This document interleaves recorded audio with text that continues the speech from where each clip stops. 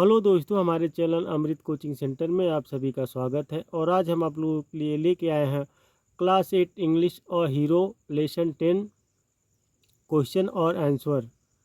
तो इस कहानी में हम लोग क्वेश्चन और आंसर के बारे में जानकारी हासिल करेंगे बहुत ही आसान तरीके से, जिसमें आपको समझने या पढ़ने में कोई असुविधा नहीं होगी। यदि अभी तक आप लोगों ने इस लेसन को नहीं पढ़ा है तो हमारे चैनल पेज पर जाइए। यह लेसन आपको सरल हिंदी अनुवाद के साथ मिल जाएगा और बहुत ही आसानी से आप पढ़ पाएंगे और दूसरों को भी पढ़ा सकते हैं। तो चलिए इस कहानी का प्रश्न और उत्तर के बारे में जानकारी हासिल करते हैं। पहले दिया जाता है कि आंसर द फॉलोइंग क्वेश्चंस, यानी निम्नलिखित प्रश्नों के उत्तर दीजिए। जो भी प्रश्न आपसे पूछा जाएगा उसका आपको उत्तर देना है। तो किस प्रकार से उत्तर आप देंगे या लिखेंगे, इसको बहुत ही आसानी से बताया गया है, जिसको आप बहुत ही आसान से लिख सकते हैं और पढ़ भी सकते हैं। पहला क्वेश्चन दिया गया है, what news did Swami's father read in the newspaper, यानी स्वामी के पिता ने अखबार में क्या खबर पढ़ी। क्योंकि उसी के बाद तो उसकी बहादुर की प्रशंसा होती है। स्वामी नामक लड़का रहता है, उसके पिता एक अखबार पढ़ते हैं। उसी बीच उस अखबार में कहानी रहती है जिसमें वो जंगल में कोई आता है तो एक शेर से मुलाकात हो जाती है। आंसर है, Swami's father read about the bravery of a village boy. Swami के पिता ने गांव के एक लड़के की बहादुरी के बारे में पढ़ा, यानी उस अखबार में उसके पिता एक गांव के लड़के के बहादुरी के बारे में पढ़ा। Who came face to face with a tiger while returning home by the jungle path, जिसका जंगल के रास्ते घर लौटते समय बाघ से सामना हो गया था। तो इस बहादुरी की कहानी उस पेपर में पढ़ते हैं। क्वेश्चन नंबर बी पूछा जाता है, what does Swami's father quote regarding strength and courage. Swami के पिता शक्ति और साहस के संबंध में क्या कहते हैं, यानी शक्ति और संबंध के बारे में कुछ बताते हैं।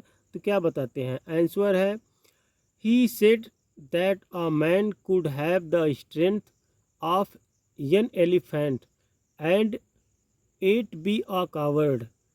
उन्होंने कहा कि एक आदमी के पास एक हाथी की ताकत हो सकती है और फिर भी वह कायर हो सकता है। यानी किसी इंसान के पास एक हाथी जितना बल हो सकता है लेकिन फिर भी वह डरपोक हो सकता है, कायर हो सकता है। वेयर एज, जबकि another one could have strength of a straw but has courage can do anything. जबकि दूसरे के पास तिनके, यानी यहाँ पे स्ट्रॉ मतलब भूसा होता है, तिनके होता है। जबकि दूसरे के पास तिनके के बराबर ताकत हो सकती है लेकिन साहस है, वह कुछ भी कर सकता है।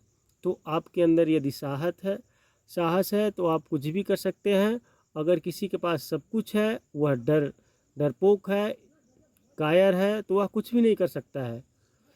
अगला क्वेश्चन दिया गया है C, why did Swami's father ask him to sleep in his office room.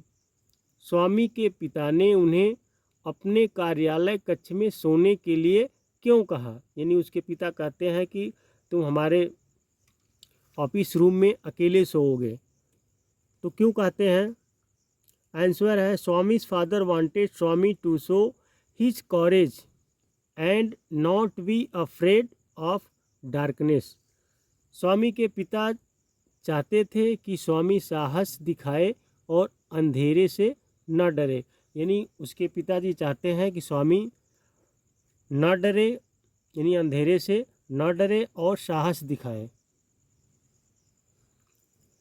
So he asked Swami to sleep in his office, इसलिए उन्होंने स्वामी से अपने कार्यालय में सोने के लिए कहा।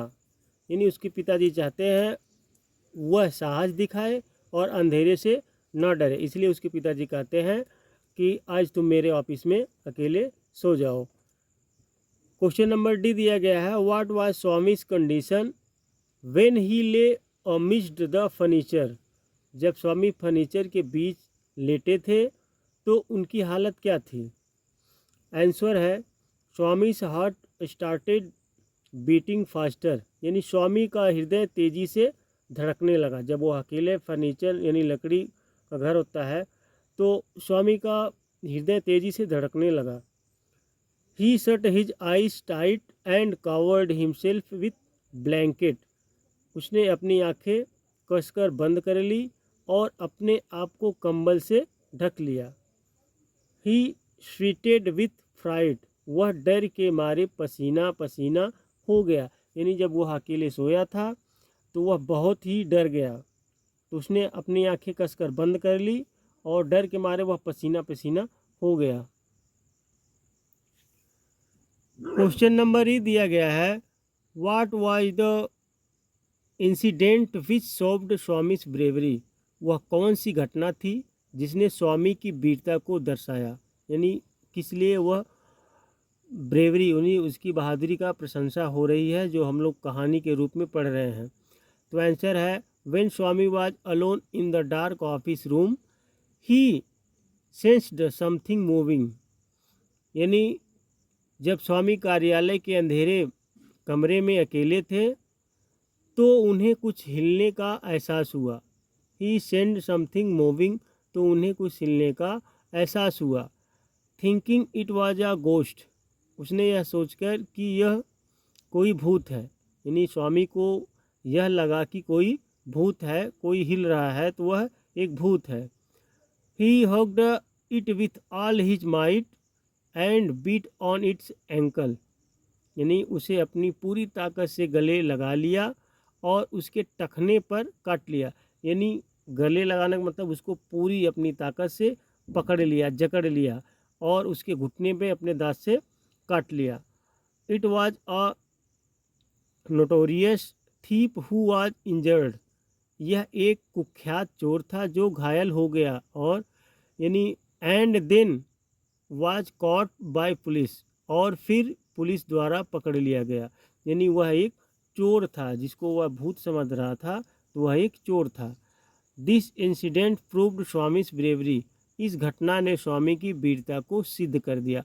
तो इसमें पूछा गया था कि कौन सी वह घटना है जिसने स्वामी की वीरता को दर्शाया, तो वीरता, मेन वीरता का कारण यही है, उसने एक चोर को पकड़ा और उसे दांत से काट लिया, फिर बाद में पुलिस आती है तो उसको पकड़ लिया था, इसीलिए उसकी वीरता सिद्ध हो गई। अब यहाँ पे दिया गया है दूसरा टाइप क्वेश्चन, जो write whether the following sentence are true और फॉल्स, यानी निम्नलिखित की लिखिए कि निम्नलिखित कथन सत्य है या असत्य। तो यहाँ पे दिया गया यानी टी फॉर ट्रू और ट्रू और फ्लैश, यानी एफ फॉर फ्लैश और टी फॉर ट्रू। तो इस कहानी में आपको टिक लगाना कौन सी सत्य कहानी है, कौन सी असत्य। यहाँ पे स्वामी लिव्स इन मालगुड़ी विलेज, तो स्वामी मालगुड़ी गांव में रहते हैं, तो टी यानी सही है, सत्य है। Swami always slept beside his mother, तो स्वामी सदैव अपनी माँ के पास ही सोते थे, तो यह गलत है क्योंकि वह अपने दादी के साथ सोता है।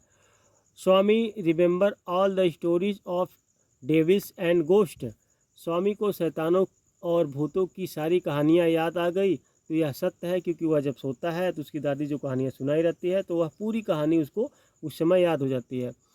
The police said that Swami was true scout, तो पुलिस ने कहा कि स्वामी एक सच्चे स्काउट थे, तो यह एफ है यानी गलत है। तो इस तरीके से आप लोगों को टी और एफ यानी सत्य के लिए टी लगाना है और फॉल्स यानी गलत के लिए फॉल्स लिखना है सत्य के लिए।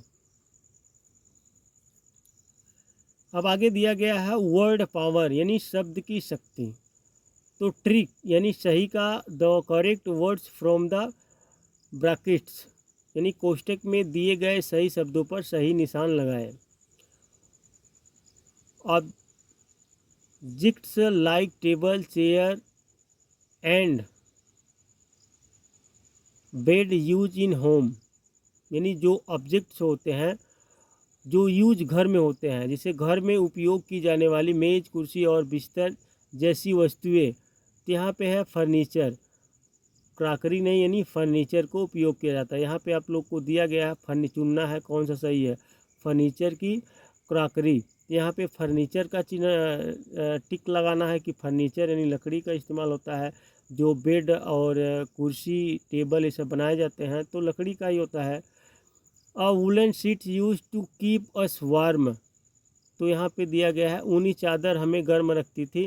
तो यहाँ पे बेड शीट है या कंबल, तो यहाँ पे कंबल है, क्योंकि बेड शीट तो बेड पे लगा के सोते हैं और कंबल को ओढ़ते हैं, तो यहाँ पे कंबल पर लगाना है यानी blanket. A set of rooms और बिल्डिंग वेयर पीपल वर्क, यानी कमरों या भवन का वह समूह जहाँ लोग काम करते हैं। तो कार्यालय होता है या खेल मैदान, भाई यहाँ बिल्डिंग दिया गया है तो खेल का मैदान में बिल्डिंग नहीं, यहाँ पे तो कार्यालय जहाँ पे लोग काम करते हैं तो वह एक कार्यालय होता है।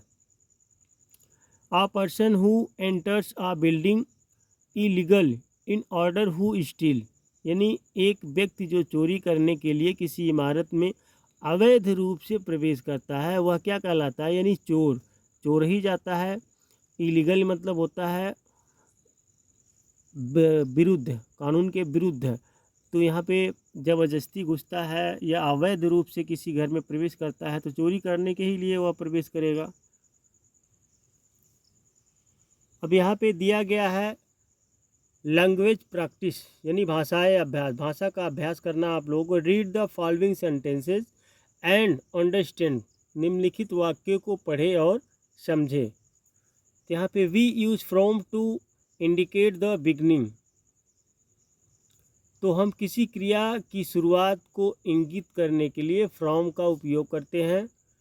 And to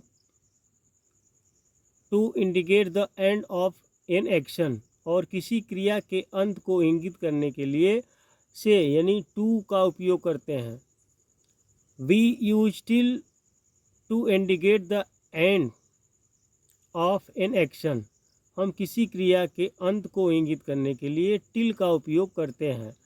eight has many uses, यानी एट के अनेक उपयोग हैं। One of its common use is to indicate time, इसका एक सामान्य उपयोग समय का संकेत देना। यानी यहाँ पे जितना दिया गया है फ्रॉम हो गया, टू हो गया, टिल हो गया, एट, ये सब के बारे में जानकारी दिया गया है कि कहाँ पर किसका उपयोग किया जाता है, किस काम में किसका उपयोग किया जाता है, तो इसके बारे में जानकारी हम लोग हासिल करेंगे। Now complete the sentences using from, to, till और एट, यानी चारों को उपयोग करके अब वाक्यों को पूरा करें। से, तक, पर, यानी फ्रॉम, टू, टिल, एट, इन सब का उपयोग करके सेंटेंस को पूरा करना है। तो यहाँ पे आप लोग को खाली स्थान मिलेगा, तो जहाँ जहाँ पे भरा गया है वहीं जगह पे आपको भरना है। The crowd cheered till the end of the game, खेल के अंत तक दर्शक उत्साह बढ़ाते रहे। The train is expected at 12 PM, यानी ट्रेन दोपहर 12 बजे आने की उम्मीद है। एक्सपेक्टेड मतलब होता है एक उम्मीद करना, अपेक्षा करना। Children played cricket from 4 PM to 6 PM, यानी बच्चों ने शाम 4 बजे से 6 बजे तक क्रिकेट खेला। यहाँ पे देखिए तक आया हुआ है और यहाँ पे एक एक्सपेक्टेड है, 12 बजे आने की उम्मीद है, तो यहाँ पे 8 दिया गया है। और यहाँ पे टिल, यहाँ पे भी तक होता है, दर्शक खेल के अंत तक उत्साह बढ़ाते रहे। इस तरीके से आप लोगों को भरना है। अब फ्रॉम और टू दोनों एक ही साथ लगे हुए हैं।